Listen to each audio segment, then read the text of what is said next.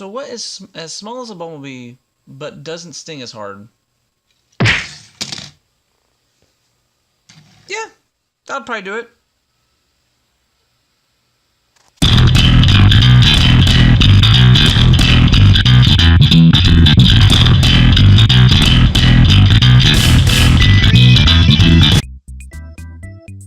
Welcome everybody, and we officially start off coverage of the Transformers Studio Series line.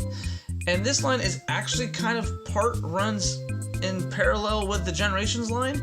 Basically think of Generations, if the Generations team finally got their hands on and got the budget to make Generation-esque figures of some of the movie figures. Now, if you looked at some of the past year's coverage or look at some of the other lines, some of these figures actually really needed that little extra touch to make those figures, other than just they're okay to, hey, these can be actually something good. Actual additional articulation, maybe a little bit more paint apps. Hello.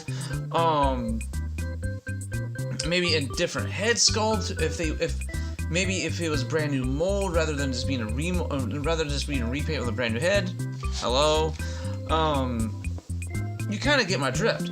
And the cool thing is about this line is not only is every figure a Generations-esque figure of a movie character, but they're also in scale with one another. And I don't just mean, hey, these guys are the appropriate, like Deluxe and Voyagers. No, like these things are like, the big guys are huge, the smaller guys are small. Like, for example, Stinger is supposed to be around the same size as Bumblebee. Speaking of which, now we can kind of take this with a grain of salt because this was the Age of Extinction / Last Night Wave 1 mold. And in that comparison, he is supposed to be around the exact same size. But just looking by this comparison, this does make a little bit of sense. But let's put him to the side. Let's back out a little bit, and let's bring in next week's guest. Movie 1 Blackout. These things are huge, and I mean huge. They're around 80 feet long. Is it 80 feet long? No, they're not. But they're not 80 feet long. But from blade to blade, that is 74 feet wide. So these things are huge. I've actually been up close to these things, and these things are huge before. And at least from my perspective, this little car, if it means shrinking down the deluxes so we can actually get something in scale, so we can actually have these guys both in robot mode and in vehicle mode to actually have something really cool and represented well, I'm all for it. I'm all for smaller deluxes if it really means we can actually get a true in-scale lineup or in-scale silhouette. I want to see the Studio Series keep on going so we can get all of Movie 1, all of Movie 2. Well, Movie 2 will be easy because Grinder was nothing but a repaint of Blackout. Heyo! Let's get him out of the way. But in other words, the potential of a Movie 1 line being in scale is up there. It is extremely up there. That means we can get, like, the leader Blackout that's been rumored since 2009 is finally here, and they did an excellent job on it. As much as I am gushing about Blackout, let's look at Stinger while he's in front of us today. Now, I already brought in Bumblebee as a side comparison, and it does well, and it actually has a little bit more paint with the actual silver headlights. And the black actually has this nice speckle look all over him too. These are not painted, these are actual like little rivets. Nice little paint on the sides. Taillights are sadly not painted in. Now, of course, you can already tell that all his little like Ninja Star things that he's supposed to have, like little Bumblebee-esque little wings, are not really stored right. Two can actually store on the wings, but the other two have to store on the sides. Now, you do have to be careful with these because these are little like soft plastic, and these things are light, and these things are super thin. So if you're not paying attention to what these are, you can lose these super quick. Or even worse, like me, if you have cats, these are excellent little things. They can just like little scoot on the ground and easily slide underneath, just not even underneath the table or something, like underneath that one couch that you have that only has 2 inches of clearance, and these will be gone forever and you wouldn't even know it. Just a little heads up about those. But let's just go ahead and get these out of the way, because these will, I can understand why we have to take these off basically. And how does Stinger work? Well, Stinger rolls really well without these, because depending on if you transform it right, if you get the pegs right, he sometimes will and will not roll right. Mostly because I'm trying to roll him on hard surfaces that can actually be impeded by those. But I do have one complaint about Stinger so far, and that is these wheels. The knockout wheels are back. I really don't like these types of wheels. If anything, give me the Bumblebee-esque wheels where they plug in on the other side. That way I can actually fully pop these off, and I can actually paint the rims myself. But with them like this, that means I have to pop these off and paint the pop buttons and the rims around the same color. But thanks to it being like that, I maybe have to prime the button first. It really depends on the plastic color and depending on the vehicle. The red won't be a problem, but it just means it's an extra step for me. So comparing to having to just pop these off, spray these, and pop them back on will be fine. Like these, it means I have to pop these off, spray them, and then wrap this and then spray the button to make sure it all fits well. But so far, that's one of my few only complaints about this little tiny figure. And I mean, like, he is tiny. He can fit in the palm of my hand, and I do have kind of small hands.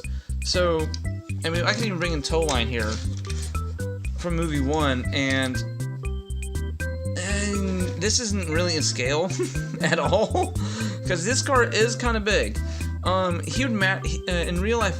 In real life, the Stinger would actually be the same width as this truck, but that's a different review. Anyway, on to Stinger himself after me gushing and going on and on and on. First, let's raise the tripod a little bit, because this is it gets involved really quick, and it's involved but not involved. Well, first thing we gotta do is pop these off. Okay, this is gonna be kind of weird. You want to put your thumb in here and raise it up on this side. Pull his arm out on that side.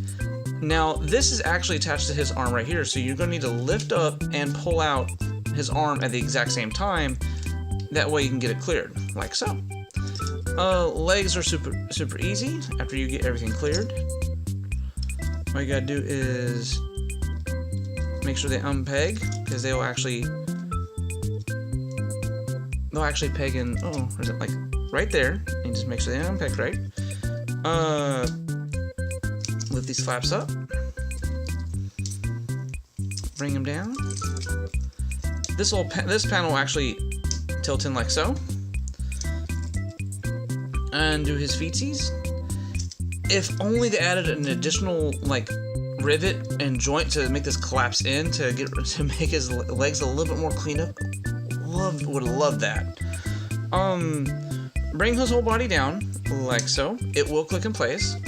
Now you're gonna have to make sure one of his arms are flat, because the way his whole body swivels, you have to kind of like pull a little bit to clear it. But once you do, it's clean all the rest of the way. Then you just push his pectorals out or in. Form his pectorals. Reposition the arms. Tilt this head around. And this will actually hug the wheels really nice. Like so. All you can do is just twist that around. Bring this. This is actually on a double hinge, so you can actually lift this up. put it like that. I mean, it doesn't really give you an official way to put these, but mostly everybody's been doing like this. You twist this around, and it kind of makes the gun that he used, kinda. I mean, the silhouette is there, but it's robot kibble, okie dokie. And you do the same thing with that shoulder piece. You come back here, and you make sure that these can go down all the way. Lift them up, and then we put our little ninja stars back on it. Boop. Boop. And boop, get on there. There we go. And there we have Studio Series Stinger. Now, first and foremost, the camera is definitely picking up all the different kinds of reds and different plastics that is definitely on this figure that you wouldn't normally see by the naked eye. So it definitely films a lot weirder than it actually is in person. But let's actually check him out really quickly. He does have ball jointed at the hip, thigh rotation, more than 90-degree bend at the knee. Of course, thanks to the way that the feet transform, there's no ankle. Ball joint at the shoulder, an actual slight ratcheted elbow, turn at the elbow. No wrist articulation because of the transformation. Same on the left. No way. Of course, there's going to be no waist rotation because of the transformation. And finally, there is a little bit of a ball joint in his head. But of course, this doesn't click in, it just frictions in, so most of the time you will be holding it down to move his head.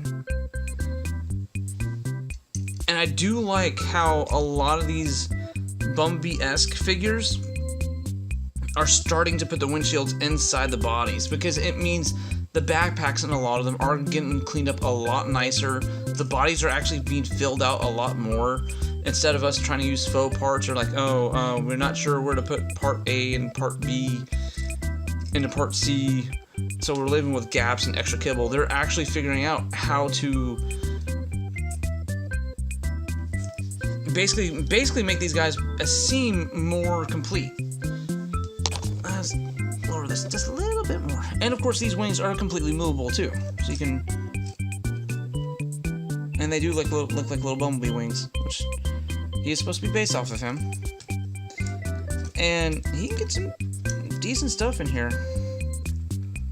I mean, he can definitely hold a pose. And the cool thing is that this at least Stinger himself, he feels hollow but kind of firm. It's kind of a weird way to put it, where when you pick him up, he is super, and I mean super light, but at the same time, he doesn't feel cheap. He actually feels like